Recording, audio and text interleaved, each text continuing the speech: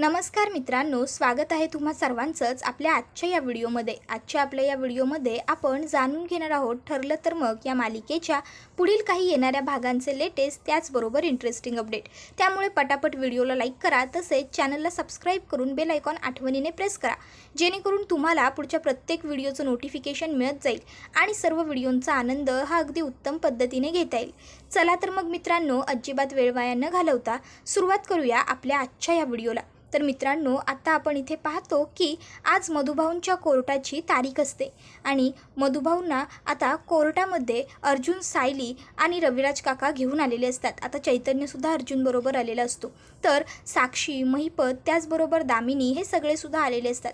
जज साहेब आल्यावर आता कोर्टाची कारवाई सुरू करा असं सांगतात आणि सगळ्यात अगोदर ते अर्जुनला तुमचं ओपनिंग स्टेटमेंट द्या ॲडव्होकेट अर्जुन सुभेदार असं म्हणतात। त्याबरोबर अर्जुन आता त्याचं ओपनिंग स्टेटमेंट द्यायला उभा राहतो आणि तो त्याच्या ओपनिंग स्टेटमेंटमध्येच ही केस संपवून टाकतो, कारण की आता अर्जुनने सगळे काही पुरावे हे जज साहेबांसमोर सादर केलेले असतात, ज्यामध्ये हे स्पष्टपणे क्लिअर होत असतं की या केसमध्ये मधुभाऊ हे दोषी नाही, तर आता साक्षी ही दोषी आहे, तिनेच विलासचा खून केला आहे। आता हे नेमकं सगळं कसं घडलं, काय घडलं, हे सगळं आपण आपल्या या व्हिडिओमध्ये जाणून घेणार आहोत। तर आता सगळ्यात अगोदर तर अर्जुन हे सिद्ध करतो की मधुभाऊ हे लेफ्टी आहेत, त्यात ते वृद्ध आहेत, त्यामुळे ते कोणावरती एवढा पटकन हल्ला करू शकत नाही आणि त्यांच्या बंदुकीवरती जे फिंगरप्रिंट सापडले ते सुद्धा त्या मधुभाऊंचे नाही आहेत। त्या सगळ्या गोष्टी आता सिद्ध झाल्याच्या नंतर ॲडव्होकेट अर्जुन सुभेदारांनी जे ओपनिंग स्टेटमेंट दिलं आहे त्याच्यावरती तुम्हाला काही बोलायचं आहे का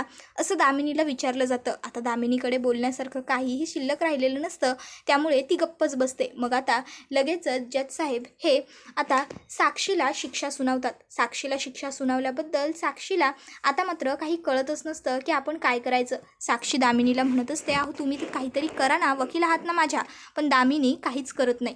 त्यानंतर आता लगेचच इकडे अर्जुन हा म्हणायला लागतो की मिलॉर्ड, थँक्यू व्हेरी मच, योग्य तो न्याय केला आहे तुम्ही। त्यानंतर आता कोर्ट इट्स ॲडजस्ट असं म्हणत जज साहेब तिकडनं निघून जातात। त्याबरोबर इकडे आता प्रियाला मात्र खूप जास्त टेन्शन आलेलं असतं। तिला कळत नसतं की आता आपण नेमकं करायचं तरी काय करायचं, कारण ह्या अर्जुनने जर ह्या दामिनी देशमुखला हरवून या साक्षीला जेलमध्ये घालवलं आहे, तर आता तो मलाही जेलमध्ये पाठवूच शकतो। आता तिला काही सुचेनासं झालेलं असतं आणि आता बघता बघता प्रिया ही पार रडकुंडीला आलेली असते आणि आता ती रडतच बसलेली असते, तिला काही कळतच नसतं। तर दुसरीकडे आता मधुभाऊंना अर्जुनने निर्दोष सोडवलेलं असतं आणि त्यामुळे मधुभाऊ हे खूप जास्त खुश असतात। मधुभाऊ सायलीला म्हणत असतात, बघ साऊ बेटा, मी तुला म्हटलं होतं ना, जावई बापू मला या सगळ्यातून निर्दोष सोडवतील म्हणून, त्यांनी तसंच केलं। या सगळ्यातून माझी त्यांनी निर्दोष सुटका केलेली आहे। आता मला पुन्हा कोणी नाव ठेवू शकणार नाही आणि आता माझ्यावरती कुणीही खुनी आहे असं बोटसुद्धा उचलू शकणार नाही। आता मी पुन्हा उजळ माथ्याने जगू शकेन। त्यावर सायली म्हणत असते, हो हो मधुभाऊ, मला कळतं आहे किती आनंद झाला आहे तुम्हाला। त्याबरोबर मधुभाऊ म्हणत असतात, हो मला आनंद झालाच आहे। गेली 3 वर्ष माझ्यावरती ज्या केसचा आरोप सुरू होता, ज्याची कारवाई सुरू होती, फायनली आज ते सगळं काही संपलेलं आहे आणि ते सुद्धा माझ्या लाडक्या जावयामुळे। मग मला त्याचं कौतुक तर असणारच ना। सायली म्हणते, हो मधुभाऊ, मला मान्य आहे सगळं, पण आता आपण घरी जाऊया। त्यावर मधुभाऊ म्हणतात, नाही नाही, 1 मिनटं, आणि मग ते सायलीला विचारतात की आपला आश्रम आता आपल्याला सापडेल ना। त्याबरोबर सायली अर्जुनकडे बघते। अर्जुन हा मधुभाऊंना सांगतो, मधुभाऊ नक्की आपल्याला आपला आश्रम परत मिळेल, पण त्यासाठी काही लीगल प्रोसिजर करावी लागेल, कारण आश्रमाला सील केलं गेलं होतं। आता आपली केस नील झालेली आहे आणि आपण केस जिंकलोय याची आपल्याला एक स्टेटमेंट करून तयार द्यावी लागेल आणि मग त्यानंतर आपलं सील जे आश्रम केलं आहे ते स्वतः पोलिसच उघडून देतील। आता हे ऐकून मधुभाऊ खूप खुश होतात। त्यानंतर सायली आणि अर्जुन घरी आलेले असतात। सायली अर्जुनला म्हणत असते की बघा ना, हळूहळू गोष्टी कशा मार्गी लागत आहेत, सगळं अगदी आपल्या मनाप्रमाणे आपल्या फेवरमध्ये घडतं आहे। त्यावर अर्जुन म्हणतो, आपल्या की तुमच्या? सायली म्हणते, म्हणजे? त्यावर अर्जुन म्हणतो, आश्रम तुमचं, वडीलही तुमचे, सगळं तुमच्या मनाप्रमाणे घडलं, माझ्या फेवरमध्ये कुठे काय आलं? हां, आता बायको माझी आहे म्हणून थोडंफार ठीक आहे, पण मला काहीतरी हवं आहे। त्याबरोबर सायली अर्जुनला म्हणते, नेमकं तुम्हाला काय बोलायचं आहे, स्पष्ट बोलाल का? मग आता अर्जुन हा सायलीला म्हणत असतो की बघा ना, आता अस्मिताताई प्रेग्नंट आहे, म्हणजे आज उद्या तिला बाळ होईल। त्यावर सायली म्हणते, आज उद्या नाही हो, पूर्ण 9 महिन्यांचा कालावधी लागतो।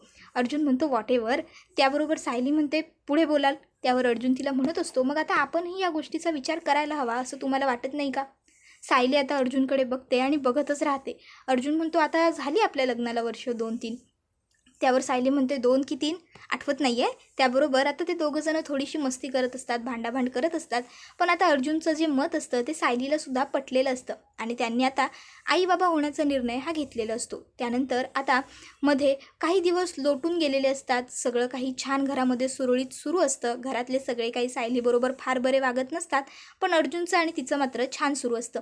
तर आता इकडे अचानक सायली किचनमध्ये काम करत असताना सायलीला चक्कर यायला लागते, मळमळायला लागतं. सायलीला वाटतं की पित्ताचा त्रास आहे म्हणून होत असेल.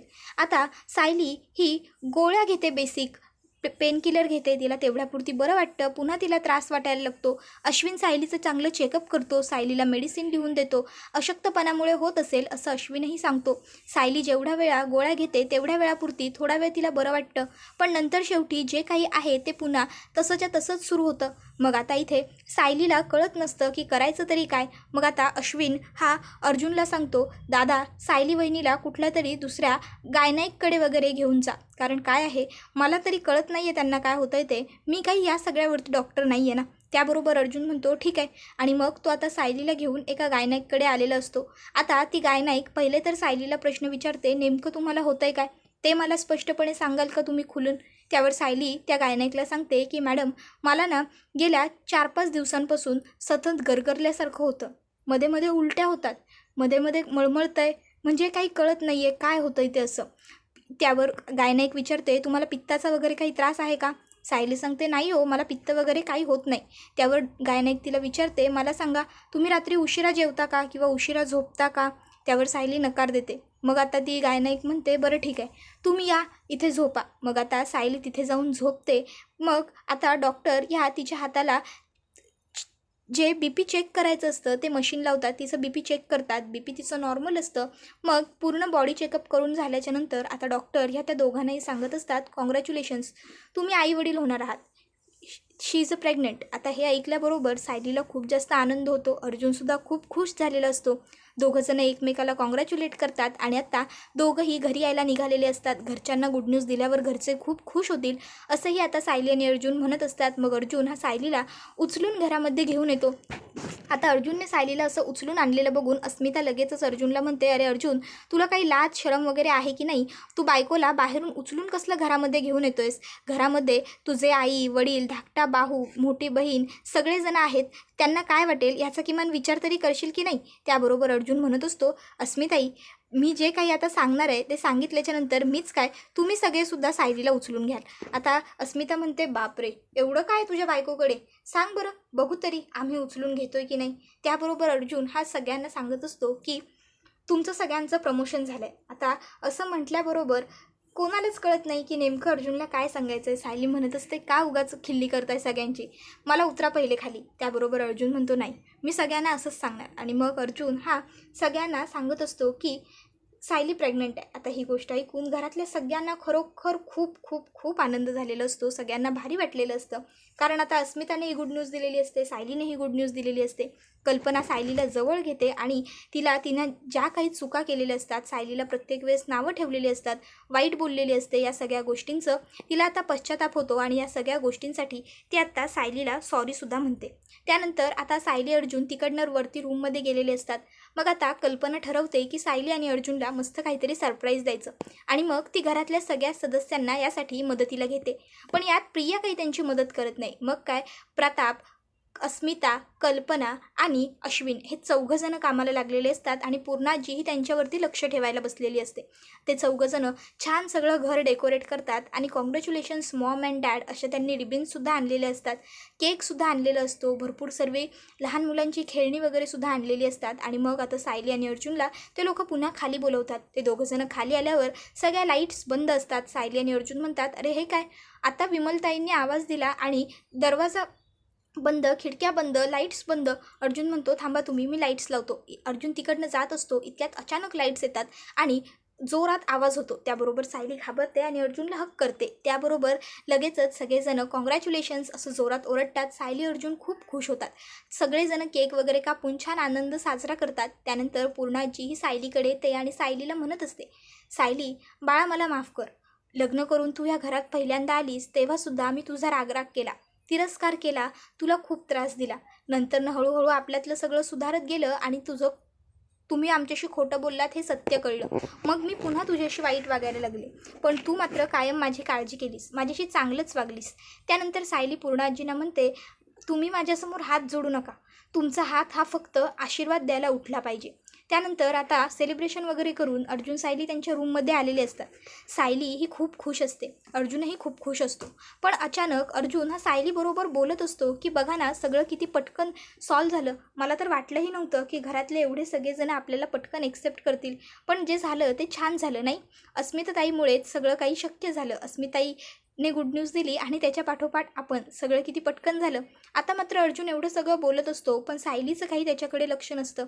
अर्जुन सायलीला विचारतो, मिसेस सायली, पण सायली काही त्याला हाक मारत नसते. अर्जुन म्हणतो, बायको.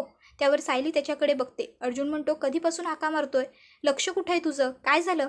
त्यावर सायली अर्जुनला म्हणायला लागते, नाही काही नाही, कुठे नाही. त्यावर अर्जुन तिला म्हणायला लागतो, काही नाही कुठे नाही काय? मी काय काय बोललो आता सांग बरं. आता मात्र सायलीला काहीच सांगता येत नसतं. ते अर्जुनला म्हणते, सॉरी माझं लक्ष नव्हतं. अर्जुन म्हणतो, ती गोष्ट मला माहीत आहे. लक्ष कुठं आहे तुझं? असाच प्रश्न विचारलाय मी तुला, कुठं आहे लक्ष?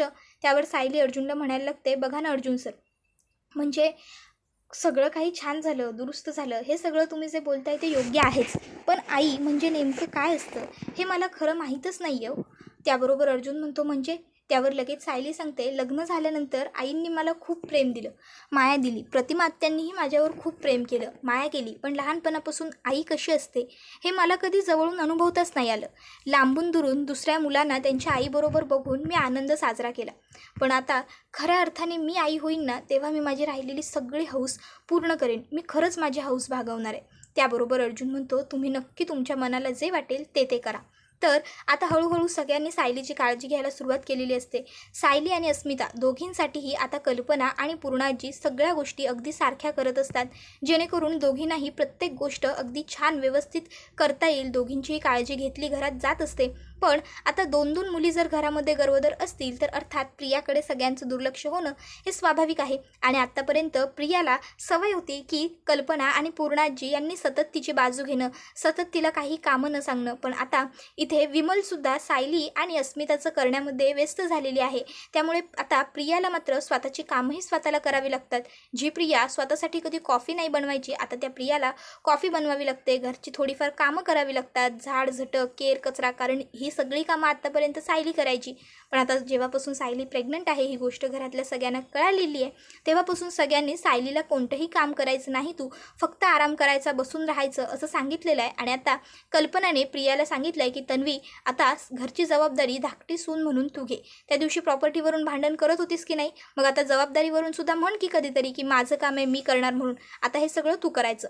आता हे सगळं बघून सायली आणि अर्जुनला मात्र छान मज्जा येत असते. तर आता हळूहळू सायलीचे दिवस पुढे सरकत चाललेले असतात, अस्मिताचे दिवससुद्धा पुढे सरकत चाललेले असतात. सगळं घरामधलं वातावरण आनंदमयी, छान, प्रसन्न असतं. पण प्रियाला काही हे सगळं बघवत नसतं.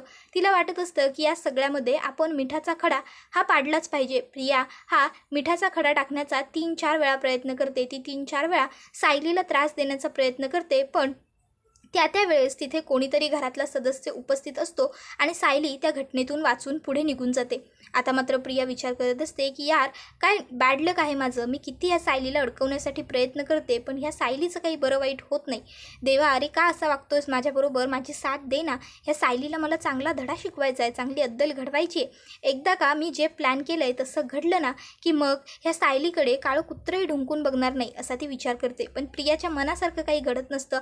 उलट तिचे सगळे प्लॅन फ्लॉपवर फ्लॉप होत चाललेले असतात. उलट घरातले सगळे तिला टोमण्या टामण्याने बोलायला लागतात.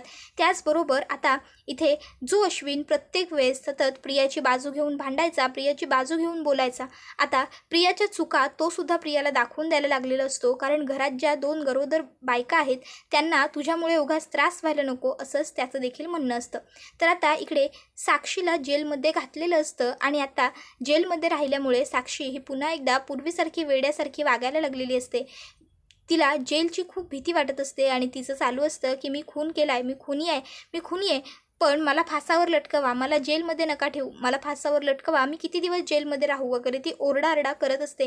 तर दुसरीकडे सायली जरी गरोदर असली तरी ती स्वतःची काळजी तर घेत असते, पण तेवढीच ती घरातल्या सदस्यांचीही काळजी घेत असते. कोणाला काय हवं काय नको सगळं काही व्यवस्थित बघत असते. आणि हे सगळं बघून प्रियाला मात्र आणखीन जास्त जेलसी होत असते. त्याबरोबर हा व्हिडिओ इथेच संपतो. मित्रांनो, व्हिडिओ आवडला की व्हिडिओला लाईक करत चला. त्याचबरोबर चॅनलला सबस्क्राईब करून बेल आयकॉन प्रेस करा, जेणेकरून तुम्हाला पुढच्या प्रत्येक व्हिडिओचं नोटिफिकेशन मिळत जाईल आणि सर्व व्हिडिओंचा आनंद हा अगदी उत्तम पद्धतीने घेता येईल. आता तुम्हाला काय वाटतं, सायली ही प्रेग्नंट राहिलेली आहे पण प्रिया ही तिचं सगळं व्यवस्थित सुखासुखी पार पडू देईल का, की पुन्हा ती काहीतरी अजून नवीन कालाकंडी करणार आणि सायलीला आणि तिच्या बाळाला इजा पोचवण्याचा प्रयत्न करणार, तिला त्रास देण्याचा प्रयत्न करणार? तुम्हाला काय वाटतं ते आम्हाला कमेंट करून नक्कीच सांगा. त्याचबरोबर आपल्या व्हिडिओला लाईक करा, चॅनलला सबस्क्राईब करा, बेल आयकॉन प्रेस करा, जेणेकरून तुम्हाला पुढच्या प्रत्येक व्हिडिओचं नोटिफिकेशन मिळत जाईल आणि सर्व व्हिडिओंचा आनंद हा अगदी उत्तम पद्धतीने घेता येईल. त्याचबरोबर आपला हा व्हिडिओ तुमच्या जास्तीत जास्त कुटुंबियांबरोबर तसेच मित्रपरिवारांबरोबर सुद्धा नक्की शेअर करा, जेणेकरून त्यांनासुद्धा आपल्या अशाच उत्तम व्हिडिओंचा आनंद घेता आला पाहिजे. आत्ताचा हा व्हिडिओ इथेच संपतो. अजिबात वेळ वाया न घालवता आपण आज पुरतं इथंच थांबूया. पुढचा व्हिडिओ येईपर्यंत टाटा बाय बाय, धन्यवाद, take care all of you.